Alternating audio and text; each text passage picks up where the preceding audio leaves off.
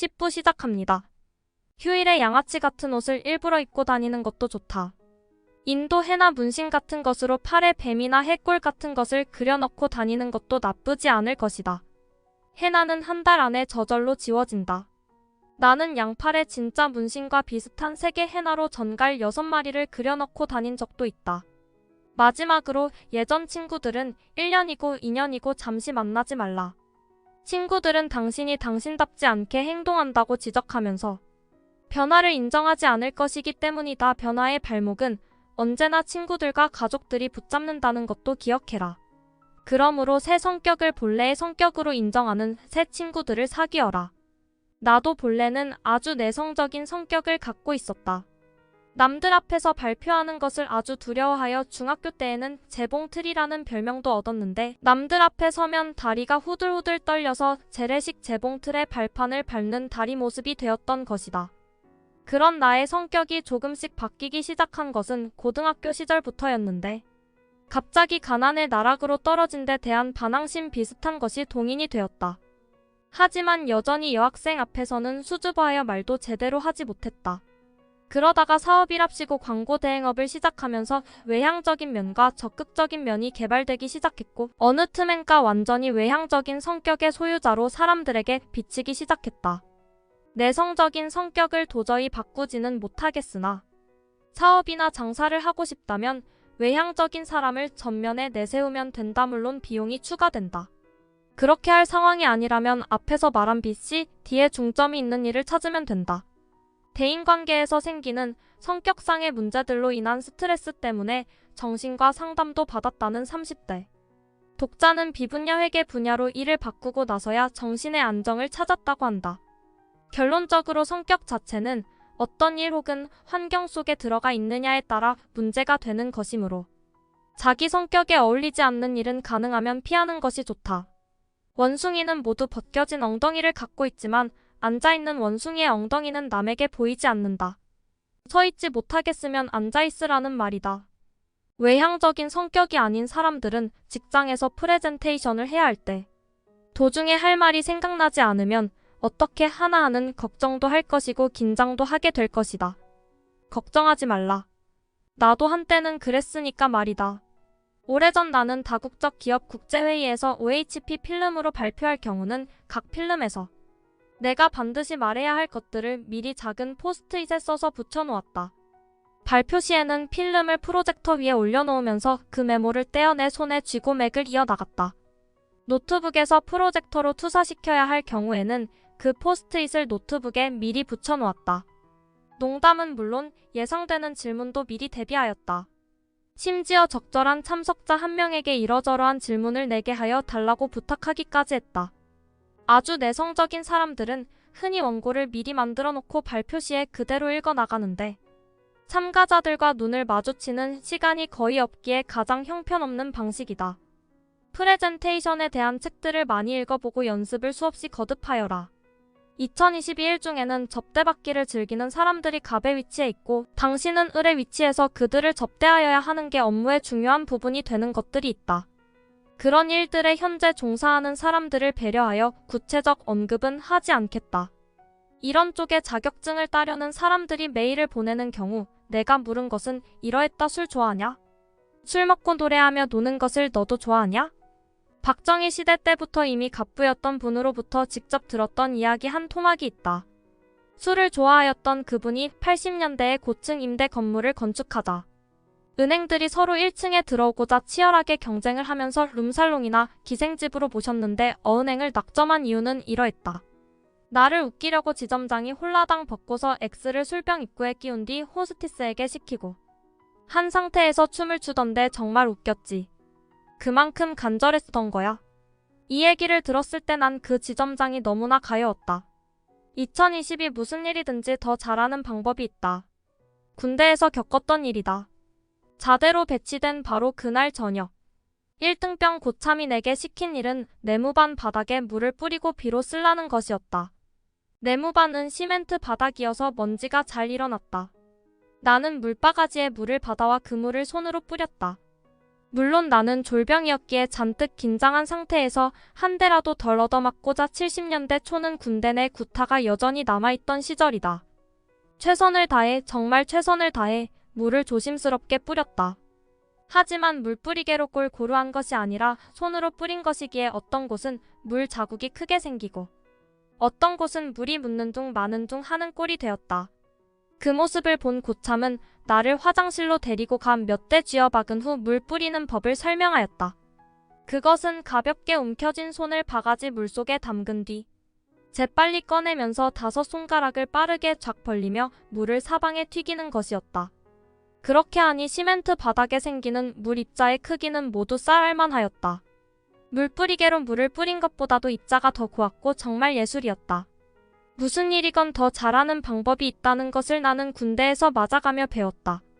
2022 군대 얘기가 나왔으니 하나 더 말하자면 내 밑으로 졸병이 들어왔는데 기수 차이는 겨우 2개월이었고 좀 뺀질이었기에 고참 상병에게 금세 찍혀 툭하면 상병에게 불려가 야단도 맞고 빠따도 맞았다.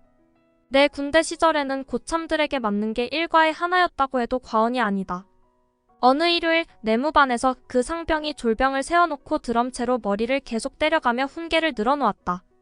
그런데 그게 꽤 오랫동안 10분, 20분 지속되는 중에 갑자기 졸병이 18, 너 죽고나 죽자 이 18새끼야 하면서 우통을 모두 벗더니 내무반 천장에 달려있던 형광등을 손으로 확 잡아 뜯고 깨진 형광등을 입으로 씹으면서 자기 배를 긋고 당연히 입과 배에서 피가 흘러나왔다. 그 깨진 형광등을 들어 상병의 배를 찔렀다. 상병은 내무반 밖으로 도망쳤으나 졸병이 연병장까지 쫓아가면서 계속 죽여버리겠다고 외쳤고 그날 저녁 그 졸병은 내무반장에게 몇 대 맞긴 했지만 고참 그 누구도 다시는 그를 건드리지 않았다. 그때 나는 꼬장을 부리려면 확실하게 부려야 한다는 것을 배웠다. 사업을 하면서 수많은 사람들을 겪어본 경험에 의하면 가장 골치 아픈 직원은 자기 기준으로 일하는 사람이다.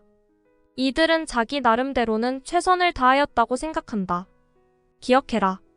당신이 최선이라고 생각하는 방법이 실은 어리석음의 총체적 집합일 수도 있다는 것을 말이다. 대부분의 사람들은 자신이 일을 충분히 잘하고 있다고 생각한다. 더 잘, 더 효율적으로, 더 완벽하게 일을 하는 방법이 있다는 것을 인정하지 않는다. 통계에 의하면 사람들 중 90% 이상이 자신은 다른 보통 사람보다 일을 더 잘하고 있다고 생각하고 미국 대학 교수들의 94%는 동료보다 자신이 연구를 더 잘 수행한다고 믿는다. 미국 대학 농구 선수들 중 60% 이상이 자기가 메이저 팀에서 뛸 것으로 믿지만 실제로는 5%만 그렇다. 일본 직장인들은 자신의 업무 수행 능력을 남들이 생각하는 것보다 평균 20% 이상 더 높게 생각한다. 즉 자기도취에 빠져 있다. 사람들이 내게 웬 책을 그렇게 읽느냐고 물을 때마다 내가 준 대답은 내가 경영을 제대로 하고 있는 것인지, 내가 제대로 살아가고 있는 것인지, 내가 자기도취에 빠진 것은 아닌지, 내가 똥 묻은 개인데 겨 묻은 개를 탓하기만 하는 건 아닌지, 내 눈 속에 들보는 못 보고 남의 눈 속에 티끌만 보는 것은 아닌지, 내가 제대로 일을 효과적으로 처리하는 것인지 등등이 불안하다 보니 확인을 받으려고 읽는다. 는 것이었다. 일을 좀 더 잘하려면 어떻게 하여야 하는가? 첫째, 어떤 일을 반복적으로 하고 있다면 반드시 개선점을 찾아내라. 나는 같은 일이 수개월 동안 계속 반복되면 더 효과적인 방법은 없는 것일까?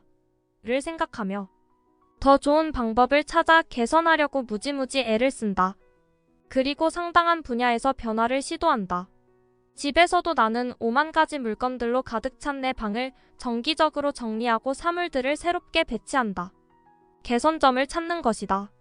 둘째, 행동하기 전에 그 일에 필요한 지식을 반드시 흡수하여라. 전혀 모르는 분야라면 밤을 새워서라도 인터넷을 샅샅이 뒤져 관련 지식을 공부하라. 섣불리 전문가라는 사람들을 찾아 나서지 마라. 반드시 관련 법규들을 찾아 공부하는 것도 잊지 마라. 법을 미리 확인하지 않아 낭패를 보는 사람들이 한둘이 아니다. 라면 하나도 제대로 끓이려면 설명서를 읽어야 한다는 것을 잊지 말라. 셋째, 실수하지 말라. 중국 음식점에 짜장면을 시켰는데 배달원이 단무지나 젓가락을 안 가져오는 경우를 한두 번은 경험하였을 것이다. 당신이 배달한다면 전혀 그런 실수를 하지 않을 것이라고? 글쎄다. 사람의 발이 밟는 땅은 불과 며칠에 지나지 않는다. 기본적으로 실수는 자만에서 나온다. 실수하지 않으려면 어떤 일을 하는데 필요한 하지만 당신이 익히 알고 있다고 믿는 모든 세세한 것들을 적어놓은 체크 리스트를 반드시 만들어 책상 위에 붙여놓고 그 일을 할 때마다 확인하라. 그 리스트가 머릿속에서 스크린에 투영되든 눈을 감아도 쫙 비칠 때까지 그렇게 하라. 일을 못하는 사람일수록 이런 리스트를 불필요하게 생각한다. 이미 안다고 생각하는 자만에 빠져있다는 말이다. 넷째, 효율적으로 일해라. 어젯밤 10시까지 일했다고? 이번 달 영업실적 통계 내느라고 그랬다고? 그런데 통계를 어떻게 냈지? 꼼꼼히 세금 계산서들을 업체별로 분류한 뒤 합산하여 워드 프로세서로 만들었다고? 합산은 어떻게 했는데? 계산기로 했다고? 그럼 이 도표는 어떻게 그렸지? 워드로 만들었다고? 엑셀은 사용할 줄 모르나? 알긴 아는데 잘 모른다고? 이거 엑셀로 하면 어제 일과 전에 끝나는 일인데? 효율성은 언제나 당신의 지식과 비례한다는 사실을 잊지 마라. 하긴 회사에서 높은 사람이 남아있으면 퇴근을 못하는 직장이 허다한 상황에서 효율적으로 일하고 난 뒤 게임이나 하는 것보다는 열심히 계산기라도 두드리는 것이 더 이뻐 보일지도 모르겠다. 다섯째, 그 일을 이미 해본 경험자들의 의견을 반드시 들어라. 직장인들이 상사를 잘 만나는 것은 정말 행운에 속한다. 나는 경력 사원을 뽑을 때 그가 예전 직장에서 누구 밑에서 일을 배웠는지, 그 상사는 어떤 사람이었는지를 반드시 묻는다. 무역 서류를 담당할 경력 직원이라면 그가 작성한 영문 문서들을 예전 직장에서 누가 살펴보았었는지도 확인한다.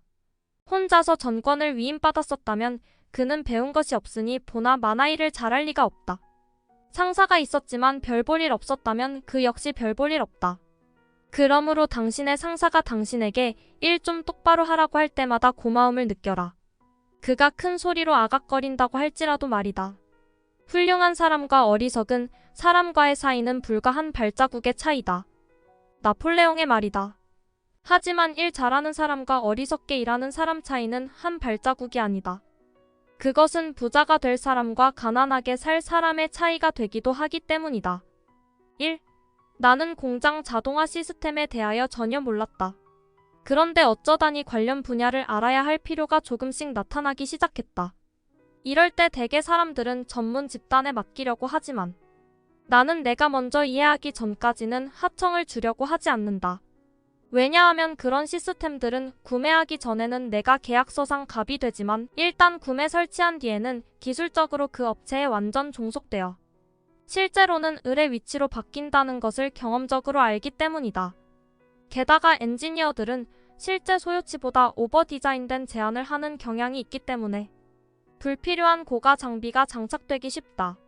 나는 이 공장 자동화 시스템에 대해 어떻게 접근하여 왔을까? 먼저 공장 자동화 관련 잡지들을 구독하기 시작했다. 전자신문은 이미 10년 넘게 구독하여 왔다. 잡지나 신문에 실린 광고를 보고 업체에 전화를 하여 이것저것 물어도 보았다. 자동화 종합 전시회도 구경하고 참가 업체들을 귀찮게 하면서 카탈로그들도 모았다. 구로동 공구상가는 물론 용산 전자상가 지하 1층도 직접 기웃거렸다. 이상의 일들을 나는 지난 6개월간 간간히 하여 왔었다. 그리고 지난 6일간 집중적으로 축적된 자료들을 본격적으로 검토하는 한편 인터넷 검색에 매달리며 지식을 총정리하여 나갔다. 나는 내일 아침 지방으로 출장을 갈 예정이다. 그리고 그곳에서 자신있게 방향을 제시할 수 있다. 가장 저렴한 방식이 무엇이며 어떻게 일을 시작하여야 하는지를 말할 수 있다는 말이다. 2022 그때 있었던 일을 하나 풀어본다. 해썹 인증, 식품안전관리 인증 요건들은 상당히 많지만 그 중 하나는 통행로 문마다 공기차단용 에어커튼을 달아야 하는 것이었다. 그 당시에는 에어커튼을 달기만 하면 해썹 인증에는 문제가 없었다. 하지만 문을 열었을 때 에어커튼이 작동되면 그 모터가 정상 속도로 가동되기까지 몇 초 이상 걸리므로 그 시간에는 공기 이동이 일어날 수 있고 도어 손잡이를 통한 감염 위험이 있다는 것이 아쉬웠다. 내가 원했던 것은 도어 손잡이를 없애고 전기 데드락을 설치하며 근접 센서를 통해 사람이 감지되면 에어커튼이 먼저 몇 초 동안 가동된 후 비로소 데드락이 풀리고 그때 어깨로 밀고 들어가는 형태였고 동시에 공기 이동을 막고자 반대쪽에 있는 문은 열리지 않도록 하고 싶었다. 하지만 외부 전문가들이 하도 어설픈 소리를 해대서 혼자서 밤을 새워가며 낑낑거리면서 프로그램을 처음으로 공부하여 결국 내 방식대로 설치했다. 현장에서 필요한 입출력 신호가 몇 개 나오는 수준인데도 업체들은 산업용 미스비 같은 것을 써야 한다고 했기에 내가 오기로 덤벼든 것이고 업체 견적가의 5% 정도의 금액으로 해결했다. 모르면 괴롭고 알면 즐겁다. 나는 일간지들은 물론 경제지들도 보고 일반인들은 잘 모르는 전문지도 보아왔다. 때로는 지방지들을 보기도 하는데 이를테면 제주도에서 뭔가 돈벌이가 보이게 되면 제주도에서 발행되는 지방지들을 구독하는 식이다. 가장 신문을 많이 보았던 시절에는 30개가 넘는 신문들을 보기도 했다. 외국 신문을 보기도 하지만 상세히 보는 편은 아니고 관심 있는 부분만 보게 된다. 어떤 새로운 일을 하려고 한다면 반드시 그 분야에서 발행되는 잡지와 신문을 모두 찾아내 6개월 이전부터 구독하라. 돈이 없으면 물론 도서관에 가라. 헌책방에서 잡지의 과월호를 1년치 사서 읽어보는 것도 좋은 방법이다. 과월호를 사는 것은 내가 아주 즐겨 쓰는 방법이다. 예전에 3륜 용달차가 있었던 때 나는 헌 잡지들을 2대 분량이나 산 적도 있다. 2022 검색하면 멍청하게 일하는 꼴들을 보고 배울 수 있다. 프로그래머들에게 욕 좀 하자. 신용카드로 인터넷에서 결제할 때 카드 번호를 입력하는 경우 어떤 카드는 16개 번호를 계속 입력하면 4개씩 자동으로 뒷칸으로 넘어가지만 어떤 카드는 4개 입력하고 나서 탭을 눌러야 넘어간다. 계좌이체를 위해 공인인증서 암호를 입력할 때 어떤 은행의 프로그램에서는 대문자 키가 눌려져 있는지를 보여주지만 대문자와 소문자를 구분한다는 메시지만을 보여주거나 아무런 메시지조차 없는 경우들이 더 많다. 이런 사례들은 하나둘이 아니다. 즉 닭대가리 프로그래머들이 많다는 말이다. 어느 유명 백화점과 마트의 쇼핑 앱을 아내 때문에 종종 보게 되는데 정말 누가 만든 것이고 책임자는 누구인지 사장은 PT나 잘하는 놈인지 쌍욕이 나오는 경우가 한두 번이 아니었다. 코딩 인력이 모자라다 보니 어중이 떠중이 다 덤벼드는 바람에 닭대가리 프로그래머들이 자기가 아주 잘하고 있는 것으로 착각한 채 월급을 받아가는 경우가 많다는 말이다. 공공기관에서 외부 회사에 맡겨서 만든 프로그램들은 절반 이상 엉성한 경우가 많지만 이런 경우 그 용역 회사의 사장은 접대하느라 바쁘다. 정작 그 기관에서는 외부 용역 콜센터가 있으므로 잘 돌아가는 줄로만 알고 있다는 것이 내 선입관이다. 여기까지 세이노의 가르침 10부 소개였습니다. 구독과 좋아요 알림 설정은 물음표에 대한 호의입니다. 시청해주셔서 감사합니다.